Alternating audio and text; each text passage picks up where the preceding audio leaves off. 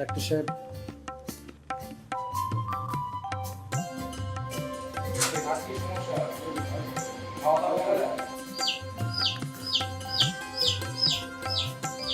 চাচা,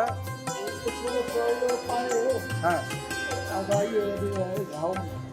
আমরা দাঁড়িয়ে আছি গুলিস্তানের বঙ্গবাজার ফায়ার সার্ভিস সিভিল ডিফেন্সের সদর দপ্তর। সেখান থেকে আমরা যাচ্ছি কেন্দ্রীয় ভেটেরিনারি হাসপাতাল বা পশু হাসপাতাল, যেটা সেখানে আমরা যাচ্ছি।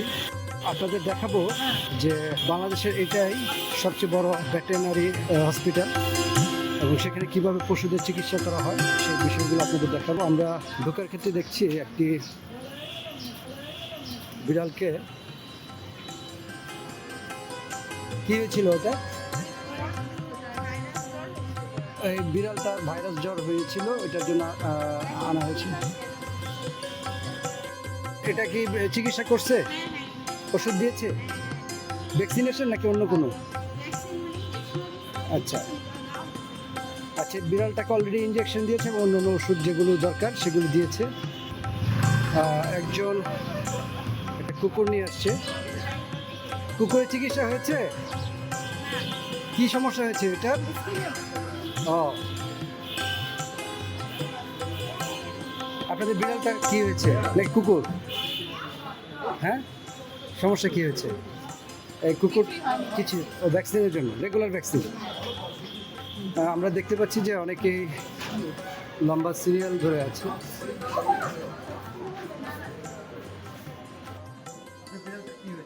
ও হচ্ছে গত পরশু থেকে, মানে ও খুব চঞ্চল, ও গত পরশু থেকে একটু নড়াচড়া কম করছে। আমরা গতকাল খেয়াল করেছি যে ওর হচ্ছে যেই সব জায়গা গোলাপি ছিল, হাতের থাবা, পায়ের থাবা, সব জায়গায় একটু ফ্যাকাশে এবং নীলচে হয়ে গেছে। সেই জন্য ওকে আমরা এখানে নিয়ে এসেছি। না, এখনো লাইনে আছে। আমরা দেখতে পাচ্ছি যে অনেকেই প্যাট অ্যানিমেল নিয়ে অপেক্ষা করছে। তোমার বিড়ালের কি হয়েছে? ফ্লু। এটা কি হয়েছে? এটা ঠান্ডা লেগেছে আর কি। হ্যাঁ, তোমারটা এটা কি হয়েছে? বমি করে। বমি করে? অ্যানাস্থোলজিস্ট ডিপার্টমেন্ট যেটা, তারপর হচ্ছে ভেটেরিনারি সার্জন, এবং এখানে আমরা দেখতে পাচ্ছি যে ভ্যাকসিনের অপেক্ষায় বিড়াল অপেক্ষা করছে। বাইরে আবার ঠিক বাইরের দিকে আমরা একটা ছাগলের ডাক শুনতে পাচ্ছি, ওই যে এটা চিকিৎসার জন্য আসা। এটা হচ্ছে রেডিওলজিস্ট, আর পাশেই ভ্যাকসিনেশনের কাজ করছে রেডিওলজিস্টের। এখানে মূলত প্যাট অ্যানিমেলের এক্সরে রুম। এটা হচ্ছে তার এই মেশিনটা কি? এই এক্সরে প্রিন্টার, কোন একটা এক্সরে ইয়ে আছে এটা? এই যে একটা বিড়ালের এক্সরে, পেটের এক্সরে আমরা দেখাচ্ছি। এটা সমস্যা কি ছিল? নারী বুড়িতে প্যাচ লেগে গিয়েছিল, দেন এক্সরেতে এই জিনিসটা ফাইন্ড আউট হয়েছে, এবং এর পরবর্তীতে অপারেশন করা হয়েছে। এবারে মানুষের যে ফ্যাসিলিটিসগুলো চিকিৎসা ক্ষেত্রে, ফ্যাসিলিটিসগুলো সবই এখানে আছে। এটা হচ্ছে আলট্রাসোনোগ্রাম রুম, যেটা প্যাট অ্যানিমেলদের আলট্রাসোনোগ্রাফি করা হয় এই জায়গাতে, এবং খুব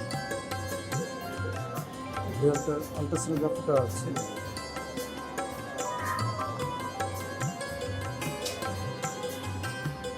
এই বিড়ালটার পেটে বাচ্চা মারা যাওয়ার কারণে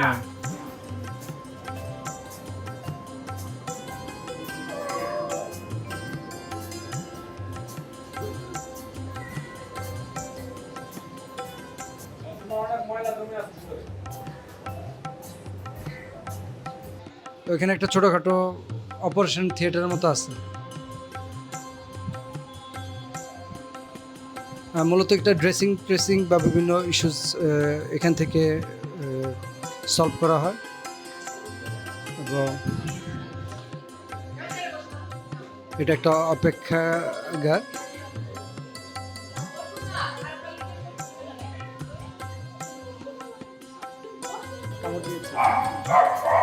কতদিন আগে? আপনার বিড়ালটা কি হয়েছে? আপনার বিড়ালটা কি হয়েছে? ভ্যাকসিন দিবেন না?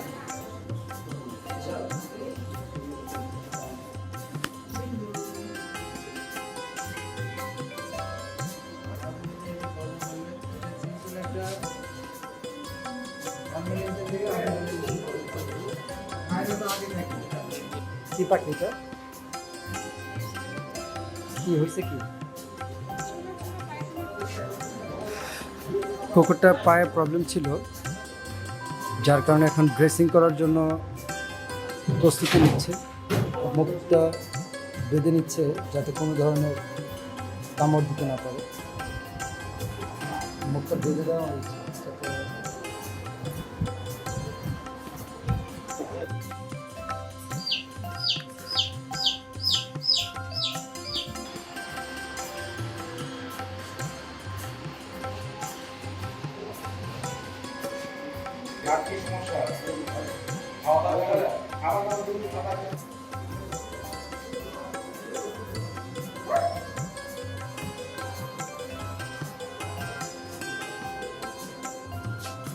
চাচা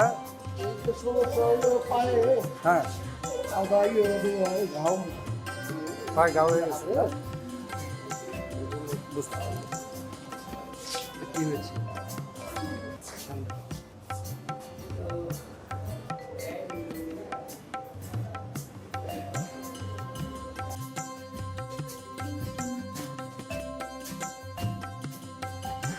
বিড়ালটা মূলত পেটে বাচ্চা মৃত অবস্থায় গত রাতে ডেলিভারি হয়েছে।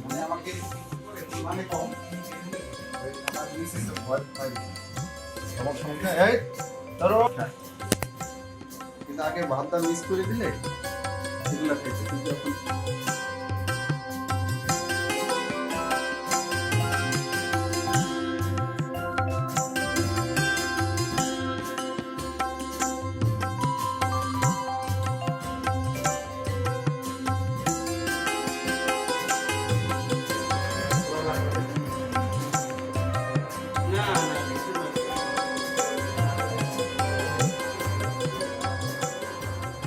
আপনার এটা কি সমস্যা হয়েছে? খাচ্ছেন না। আমরা এই জায়গা থেকেই মূলত আপনার এটা কি সমস্যা বিড়ালটা? জ্বরের প্রবলেম। স্বাগতম কেন্দ্রীয় ভেটেরিনারি হাসপাতালের সম্মানিত পরিচালক ডাক্তার মোহাম্মদ আব্দুল আজিজ আল মামুন। আপনাকে ধন্যবাদ জানাচ্ছি প্রথমেই যে আপনার গুরুত্বপূর্ণ ব্যস্ততম সময় থেকে আমাদেরকে সময় দিচ্ছেন। কয়েকটা বিষয় জানার জন্য আজকে আপনার এখানে আসা। প্রথমত হচ্ছে এই রমজান কেন্দ্রিক এই হাসপাতালে পশুপ্রেমী বা যারা আমরা জানি প্যাট অ্যানিমেল যারা করে তারা কেমন ভিড় করছে বা কেমন আপনারা পাচ্ছেন, অ্যানিমেল পাচ্ছেন, প্যাট অ্যানিমেল? অ্যাকচুয়ালি আসলে অ্যানিমাল অসুস্থ তো আসলে রমজান কেন্দ্রিক হয়ে ওঠে না, অসুস্থতা যে কোনো সময় হতে পারে। তো আমাদের কেন্দ্রীয় ভেটেরিনারি হাসপাতাল এখানে রোগীর চাপ বরাবরই বেশি, তবে তুলনামূলকভাবে আগের চেয়ে এখন একটু কম। প্রতিদিন আগে যেমন 350 মতো পেট ওনার যাদের আনিত প্রাণীর সংখ্যা প্রায় 7 থেকে 800 হতো, এখন সেই ক্ষেত্রে হয়তো আমাদের 250 থেকে 300 রেজিস্ট্রেশন হয়, যাদের আনিত প্রাণীর সংখ্যা 5 থেকে 600 এমন হতে পারে। তার মানে বলা যায় যে এখন রমজান উপলক্ষে তুলনামূলক একটু চাপটা কম। এমনি রমজান, তার উপরে এখন আবহাওয়াটা একটু ভালো, এখন অসুস্থতার পরিমাণও অনেকটা কম। হ্যাঁ, আর আমাদের তো রমজান উপলক্ষে আমাদের এই হাসপাতালে শিডিউলটা একটু রিভাইজ করা হয়েছে।